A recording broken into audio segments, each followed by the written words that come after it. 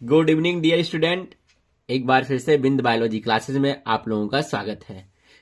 आज हम लोग जिस टॉपिक्स के बारे में शुरुआत करने वाले हैं वो बायोलॉजी का क्लास 11th का बहुत ही इंपॉर्टेंट टॉपिक है।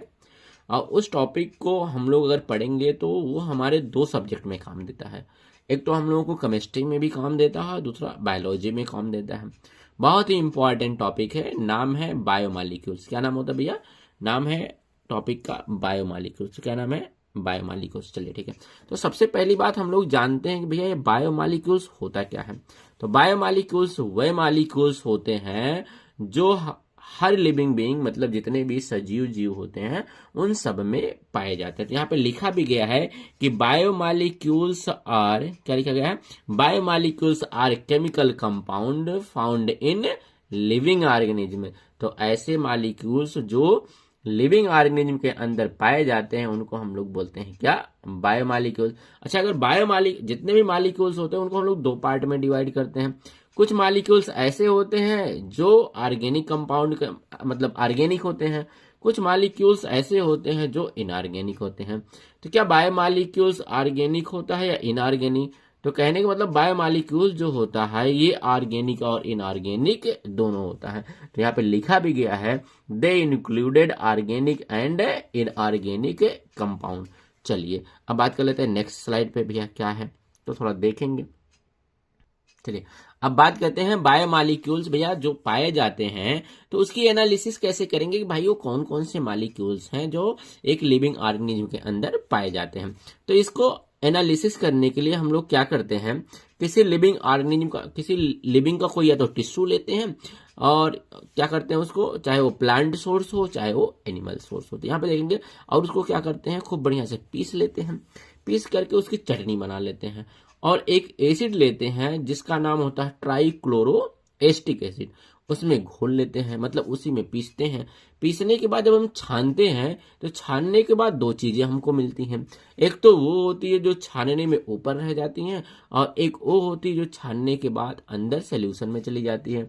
जो छानने में ऊपर बच जाता है उसको हम लोग बोलते हैं एसिड इनसॉल्युबल पूल या रिटेंटेट बोला जाता है।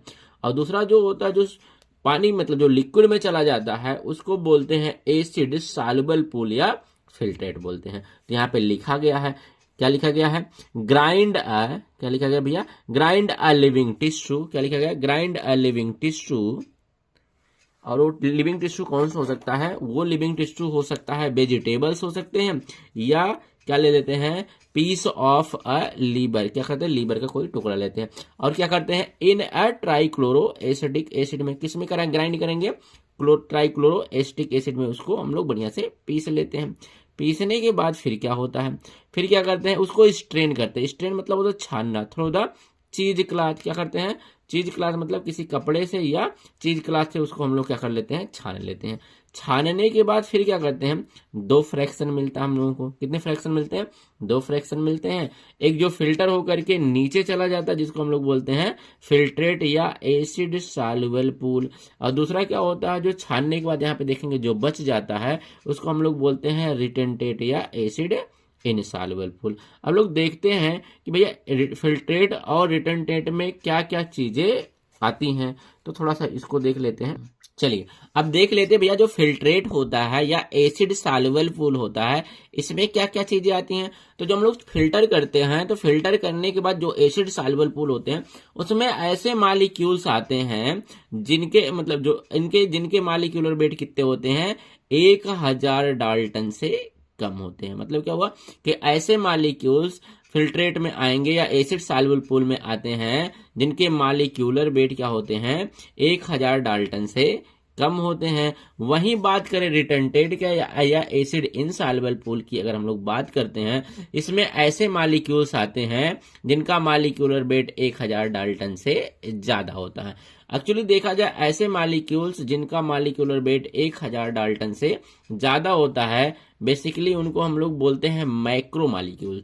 और ऐसा मॉलिक्यूल्स जिसका मॉलिक्यूलर वेट 1000 डाल्टन से कम होता है उसको हम लोग बोलते हैं माइक्रो मॉलिक्यूल्स। क्या बोलते हैं, माइक्रो मॉलिक्यूल्स। या आप ऐसे कह सकते हैं जो फिल्ट्रेट होते हैं उसमें ज्यादातर क्या होते हैं, माइक्रो मॉलिक्यूल्स होते हैं, और वहीं जो रिटर्नटेड होता है उसमें क्या होते हैं, मैक्रो मॉलिक्यूल्स होते हैं। चलिए अब हम लोग बात करते हैं नेक्स्ट स्लाइड पे, अगली स्लाइड को देख लेते हैं।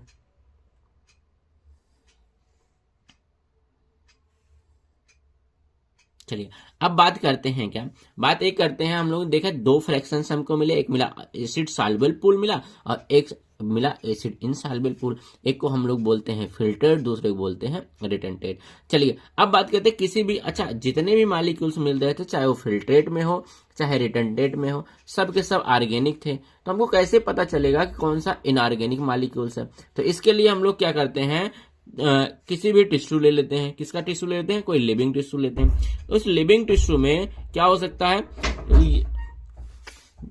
क्या कहते हैं, लिविंग टिश्यू ले लेते हैं। वो जो लिविंग टिश्यू होता है वो प्लांट का हो सकता है या एनिमल्स का हो सकता है। फिर इसको हम लोग बेट करते हैं। बेट करने का दो तरीका होता है। एक तो ये तरीका होता है कि या तो उसको हम लोग क्या करें, कहीं पे सुखवा लें, सुखवा करके जब उसको हम लोग बेट करेंगे तो वो जो बेट आता है उसको बोलते हैं ड्राई बेट। और वहीं पे बात करें हम लोग क्या करें, उस लिविंग टिश्यू को एज इट इज बेट कर लें, और उसमें अगर वाटर का कंटेंट होगा तो वो हो जाएगा वेट बेट। क्या हो जाएगा? वेट वेट हो जाएगा। अगर वो उसमें पानी है तो वेट वेट में कंसीडर किया जाएगा। अगर उसमें से जितने भी वाटर के कंटेंट है निकाल दिया जाए तो उसका जो बेट होता है वो हो जाता है ड्राई बेट। तो यहाँ पे लिखा गया वेइंग अ लिविंग टिश्यू, एक लिविंग टिश्यू को हम लोग क्या करते हैं, तौलते हैं। बेट बेट एंड इट ड्राइड, मतलब बेट बेट से तौल लेते हैं, फिर इसको क्या करते हैं एंड इट ड्राई, ड्राइड बेट हो जाए टू इवापोरेट वाटर, वाटर को इवापोरेट करके तौलेंगे तो क्या बन जाएगा, ड्राई बेट बन जाएगा। ठीक है, फिर क्या करते हैं, वो जो ड्राई बेट वाला है उसको क्या करते हैं, कंप्लीटली बर्निंग करवाते हैं। क्या करते हैं, कंप्लीटली बर्निंग करते हैं। तो किसी भी ऑर्गेनिक कंपाउंड को जब हम लोग जलाएंगे तो जलाने के बाद जितने भी ऑर्गेनिक कंपोनेंट होता है वो CO2 के फॉर्म में, नहीं कार्बन डाइऑक्साइड के फॉर्म में निकल जाता है। और उसमें जो वाटर का कंटेंट होता है, अगर उसमें थोड़ा मोड़ा भी वाटर रहेगा, मॉइस्चर रहेगा, तो वेपर्स के फॉर्म में निकल जाता है। तो सब ऑर्गेनिक कंपाउंड निकल गया, वाटर निकल जाता है। तो जलने के बाद हमको क्या मिलती है, ऐश मिलती है। क्या मिल जाता है भैया, राख मिलती है। तो यहाँ पे देखेंगे it is fully burn to oxidise all carbon compound to get gaseous form. किस फॉर्म में पाए जाते हैं, गैसियस फॉर्म में, जिसमें CO2 आ जाता है और वाटर वेपर्स, और लास्ट में हमको क्या मिलता है, ऐश मिल जाती है, मतलब उसकी राख मिल जाती है। फिर क्या करते हैं, हम उस राख की एनालिसिस करते हैं। क्या करते हैं, एनालिसिस करते हैं। और जब हम लोग एनालिसिस करते हैं तब हमको पता चलता है कि उस राख में जितने भी कंपाउंड है सब कैसे हैं, इनऑर्गेनिक एलिमेंट है। और उसमें मिलेगा क्या, कैल्शियम मिल जाता है, मैग्नीशियम मिल जाता है, सोडियम मिल जाता है, पोटेशियम मिल जाता है, और भी कुछ कंपाउंड, सल्फेट हो गया, फास्फेट हो गया, सोडियम क्लोराइड हो गया, कैल्शियम कार्बोनेट, ऐसे क्या हो जाते हैं, इनऑर्गेनिक कंपाउंड मिल जाते हैं। तो कहने का मतलब ऑर्गेनिक कंपाउंड क्या होगा, कैसे पता चलेगा, ऑर्गेनिक जब हम लोग एसिड उसको ट्राइक्लोरोएसिटिक एसिड में ग्राइंड करेंगे, ग्राइंड करने के बाद जो भी फ्रैक्शंस आएगा वो सब ऑर्गेनिक होते हैं। उन ऑर्गेनिक के हम लोग तरह तरह के क्या करते हैं, केमिकल से परीक्षण कर लेते हैं। ठीक है, चेक कर लेते हैं। इन ऑर्गेनिक को पता करने के लिए फिर हम क्या करेंगे, उसको सुखवाएंगे। सुखवाने के बाद बेट करते हैं।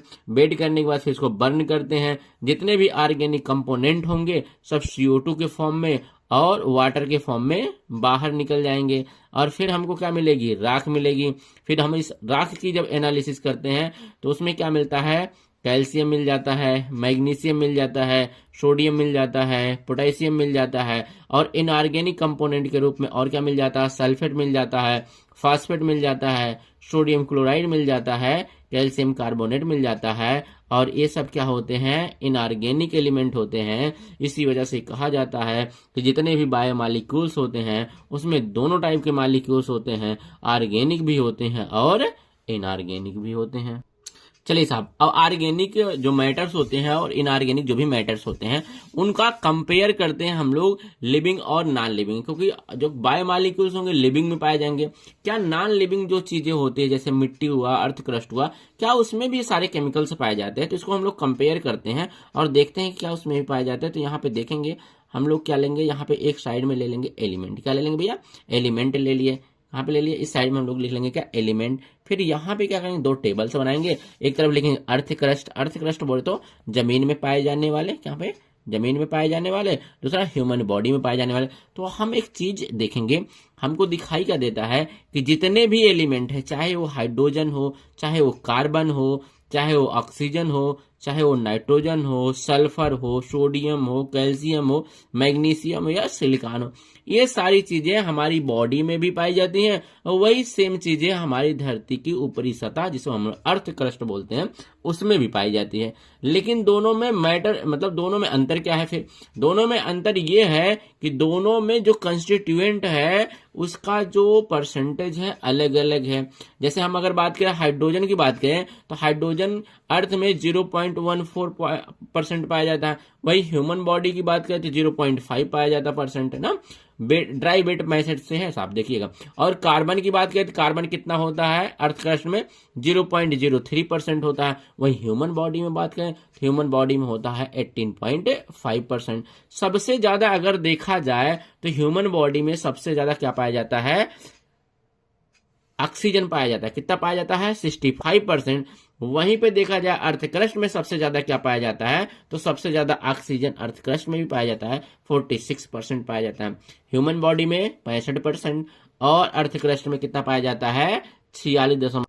और वहीं बात किया जाए सबसे कम एलिमेंट कौन सा पाया जाता है, तो सबसे कम एलिमेंट जो ह्यूमन बॉडी में होता है वो सिलिकॉन होता है, लगभग निग्लेजिबल होता है, ना के बराबर होता है। और वहीं पे बात किया जाए अर्थ क्रस्ट में सबसे कम क्या पाया जाता है, तो सबसे कम क्या पाया जाता है? नाइट्रोजन पाया जाता है, वेरी लिटिल अमाउंट में पाया जाता है, जिसकी कोई भी वैल्यू दी नहीं गई।